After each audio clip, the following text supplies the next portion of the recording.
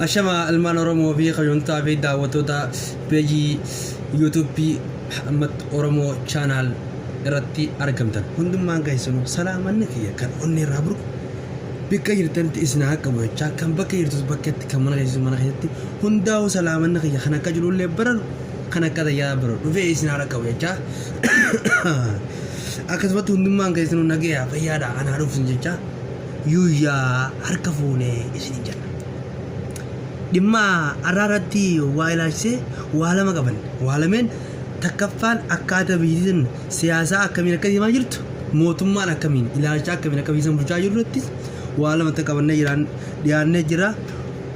تورتين كيسان نفانا أتو إسنينجن أكسمتيكا موميتشي منستيرا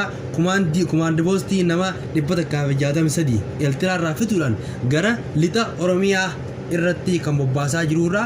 خلاص مري قال كان هذا كرر قال يانغا سا الى مرتي مرين داسمته مرين تون ايغا داسمته بود كوماند بوسين تون غما ليتا ورمي ارتي كوباتو مرتيسني جينچو خوري مچون سيرا دي فكسمتي خا كوندارنو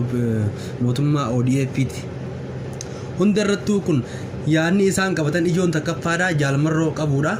خنافو امني اورمودا بكيرتني كابابي كبا فديا كوتان كورتك خن اورمو بكيتمت خن اورمو چومي جروس ورانا الدبلسوما أورمو جنا كرابته ورانا الدبلسوما أورمو تكبّا قاتشنا أمة أورمو را كان أولى تيدرو رابده دو تيدرو رابجو ورانا الدبلسوما أورمو راسرا ورانا الدبلسوما أورمو جراتشوا ده يرو بريرا جارا دبته كابشان تامي لما قوتو أورمو سرنا قبرما يلتره خانما كسي قابو ورانا الدبلسوما أورمو را هندايا چبوبال أشترا أيقلته أورمون خبجمو umanni mootummaan TPLF yaa ta'u mootummaa Haile Sillaasee yaa ta'u mootummaa Minilik irraa dhufe waraana dabalisummaa Oromoo sodaachuudhaan Oromoo irraa xiqqoo qaqqabachaa turanii jechuudha. Eegaa waraanni dabalisummaa Oromoo yookaan immoo gara Eeltiraatti baqatee jitti maaddee waraana dabalisummaa Oromoo ijaaree waraanni dabalisummaa Oromoo humna horachaa oles achi mootummaan TPLF yookaan Mallas Zeenaawii kan arraan tana du'ee jira biyya irratti ol feesu sodaachaa ture jechuudha. maal jeegaaf tokko waa yaadatin irraa obbidummaan tunuu yoo ka kaardiin waalaatti irraa faaqanii ilaalan keessaanii abaawoodhaa yaadatan akkas zee ture keessaa ugaa mootummaan amma dhufe kun yookaan injiniinsa maqaasaa Dr. Abiy Ahmed kan soddaan isaatis Amaaraa kan eessummaa isaatis Amaaraa kun kan if keessatti waan biraa qabachaa afaan gubbaa waan feetanii isinii godhaa jee kan Keiro Oromotiin Keiro diinni isaanii ka galaana ganna qabe kan diinni isaanii bishaan osoo hin taane diinni isaanii ka galaana ganna qabe kabajaa Keiro nuufate Dr. Abiy Ahmed kursii irra kabajaa gaggeessee jechuudha mootummaa duraanii Hayilamaariyaam Dassaalany kan jaamu irraa aangoo fuutee jechuudha sunis taatee ajandaa ittiin biyyattii san bulchu keewwata biyyattiin sun itti bulchu fuudhee itti kannee biyya tana ati ceesisii jeenii itti kan gaafa ol boosan waa hedduu dubbate Dr. Abiy Ahmed yoo yaaddan keewwata seeraa kan Haile Sillaasee irraa hanga ammaatti biyyattii sun itti bulaa turte gisee ilaalu biyya kanattis heerri biyya tanaa kun ummata saba biyya kanaa cunqursuu sabaaf sablammoota biyya tanaa kana akkattis kan cunqursuu miti keewwanni biyya kanaa akkanaaf kana jaa jeeti haasa'u ture maaliif nu hundattis abdii horaa mootummaan biyya kanaa mootummaa sabaaf ta'u mootummaa namaaf yaadu janneeti abdachaa turre jechuudha yoo yaadattan akkasumatti abdiin nu keessatti horaa abdiin teenya hanga milarraa ka'ee hanga sammuutti guutamaa dhufe jechuudha eega gara aangootti dhufe baatis keessatti injifannoo boonsoo biyyaa fi biyyoolatti araarsu akkasumatti Eertiraa fi Itoophiyaa kan daandiin isaanii doqtomee garaan isaanii dabaqe garaa walitti deebisee hodhaa ture jechuudha kana hundaa'uu walitti fayyisaa ture ammoo gaafa san injifannoo ajaa'ibaa namni kun nama biyya tanaa dhufe kun nama hayyuu beekamaa nama biyya tana gara fuulduraatti haa amma nam tokko maal jenaan namarraa dabalatee gaafa san namtichi kun umrii haa bulchuu yeedii yaadee jiru ammoo eega sarana waggaa takkaa fi lamaa kana keessa dhufe gaafii uummata Oromootis waa sadii ta'u uummanni Oromoo jaarraa 152 gaafachaa ture hin deemne jechuudha takkaffaan afaan Oromoo afaan federaalaa ta'u lammaffaan Oromoon biyya isaa irratti abbaa ta'ee lafarraa saamamte san deeffachee abbaa ta'uudhaaf inni sadaffaan aadaa fi seenaa isaatiin faarfamee guddachuuf gaafii seentan Oromoo hin arganne jechuudha kanarrattis Oromoo afaan federaalaa kun waan jaan keessaa waan tokko hojjechaa tureen jummaas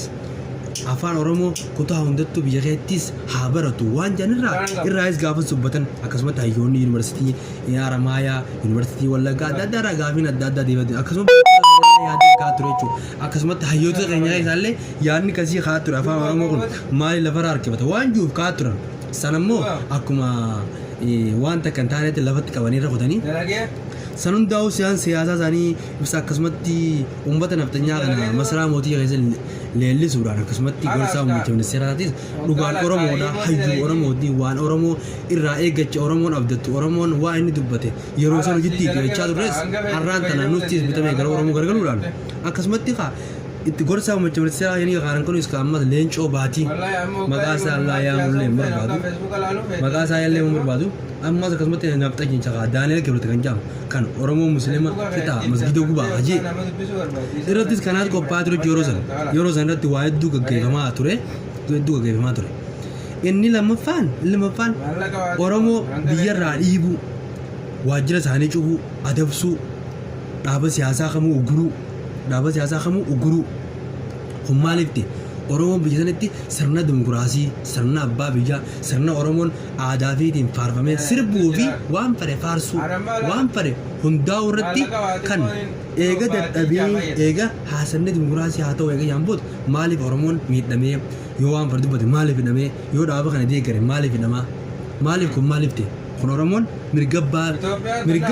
sirna abbaa irree murteessuu isaa agarsiisaa mootummaa namaa kun sirna abbaa irree ta'uu mul'isaa jechuudha. Kanaafuu oromoon kaabaa kibbaa dhiyaan ammallee kaayyoon oromoodha tan galma geessan jirtu jechuudha. Maaliif oromoon ammallee qabsoonsaa hafee jira. Qabsoonsaa ammallee bikka dur sanitti deebi'ee injifannoonsaa jabaatee akkuma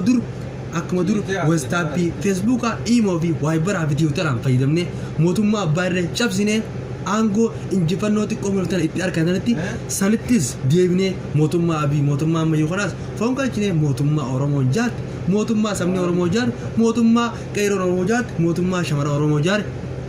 mootummaa sabaaf sablamoota biyya sanii ija takkaan laalu kan saba oromoon ta'an kan saba finfin saba amaaraa saba tigraay hajii addan fillee yoo ta'e jechuudha. Kanaaf mootummaa abbaa irree jaarree hundi keenyaa gara fuulduraatti mootummaa oromoo jaarrachuu tokko taanee qophooynee afaan takkaan ilka takkaan dubbannee mootummaa oromiyaa jaarrachuu qophiidha. Uummanni oromoos tokko taa galtanii hin rafina. Mootummaan amma deemaa jiru kun ilaalchi mootummaan amma deemaa jiru ilaalcha nama hin baafne jechuudha. Gaafa inni noobeel piraayimii fudhatee gale yoo gaalaatan guyyaa san afaan oromootiin dubbadhu jedhanii namticha kana.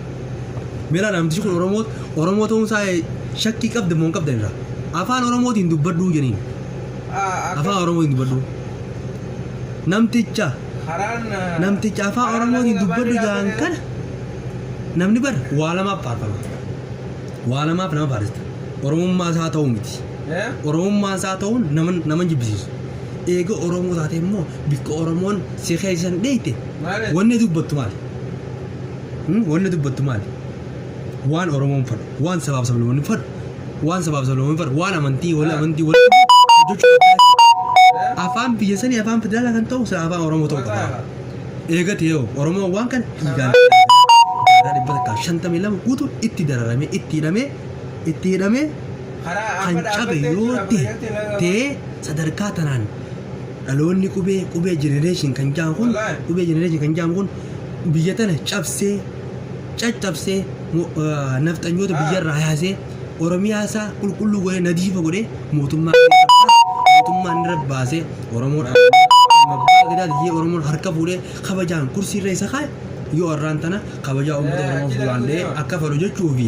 fedhu jechuu nama hidhuu nama adabsuu irrattis kan qophaa'u yoo ta'e mootummaa kanarrattis ammallee qabsoon uummata oromoo galman geenyeen ja'a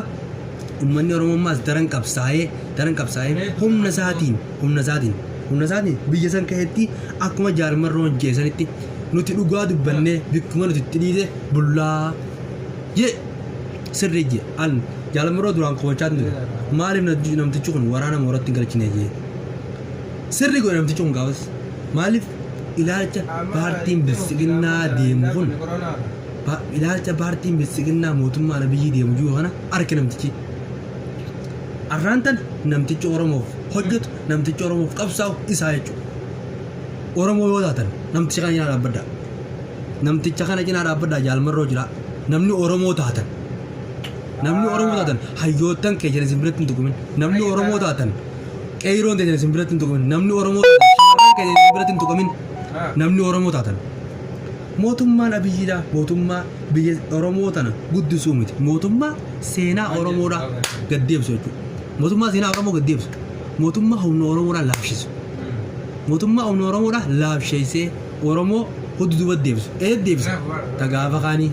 Eessa? Sirna Minilikii fi sirna Haayila Sillaasee. Sirna Haayila Sillaasee jechuudha. Sanit deebisaa jechuudha. Sirna Haayila Sillaasee deebisee Oromoon gaafa baratanii ayyaana sangartee. Oromoo waa sadii irraa dhorkara. Sadeenoo magaalaa akkan dhufu. Akkan baranne. Akkan daldalanii Haayila Sillaaseen. Maaliif uummanni kun yoo daldalee yoo haase yoo daldalee qabeenyaan guddisee uummanni kun gargalchaa lammaffaan uummanni kun yoo barate sammuu isaaniis cimtu uummanni kun yoo barate biyya tanaan baasaa waan jura Haayila Sillaaseen gaafas hojjete. Gara magaalaan galchinaa kun uummanni kun jaamee akkuma jirutti baadiyyaa haa taa'u.